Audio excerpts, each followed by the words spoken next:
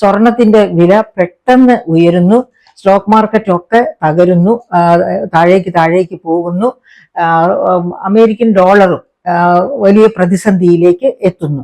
അപ്പോൾ അത്തരം ഒരു സാഹചര്യത്തിലാണ് സ്വർണത്തിന്റെ വിലയിൽ പിന്നെയും വച്ചടി വെച്ചുള്ള കയറ്റത്തിന്റെ സാധ്യതയുണ്ടായത്.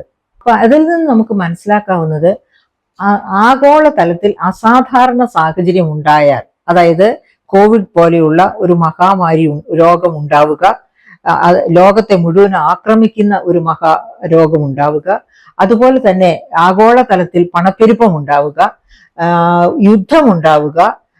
ഇപ്പൊ ഈ കാലഘട്ടത്തിൽ കോവിഡ് കഴിഞ്ഞതോടുകൂടി, കോവിഡ് കാലം തന്നെ ഒരു മഹാമാരിയായിരുന്നു, അത് സ്വർണത്തിന്റെ വില വർദ്ധിപ്പിക്കാൻ പോകുന്നതായിരുന്നു. അത് കഴിഞ്ഞ് അത് കഴിയുന്നതിന് മുൻപ് തന്നെ റഷ്യ യുക്രൈൻ യുദ്ധം, ആ യുദ്ധത്തോടു കൂടി ഒരു മൂന്നാം ലോക മഹായുദ്ധം തന്നെ ഉടലെടുത്തേക്കാം എന്ന ഭയമുണ്ടാകുന്നു.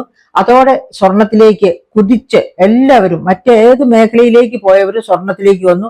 തന്നെയുമല്ല, മറ്റേത് മേഖലകളും, അതായത് ഓഹരി കമ്പോളം ഇടിഞ്ഞു, സ്വർണത്തിന്റെ ഡോളറിന്റെ മൂല്യം ഇടിഞ്ഞു, മറ്റെല്ലാ കറൻസികളുടെയും മൂല്യം താരതമ്യേന പണ്ടുണ്ടായിരുന്നതിനേക്കാൾ വലിയ തോതിൽ ഇടിയുകയാണ് ഉണ്ടായത്. അപ്പോഴാണ് സ്വർണം അസാധാരണ സാഹചര്യങ്ങളിൽ ഏറ്റവും നല്ല നിക്ഷേപം സ്വർണമാണ് എന്ന ഒരു ധാരണ അതോടെയാണ് എല്ലാവരിലും ഉടലെടുക്കുന്നത്.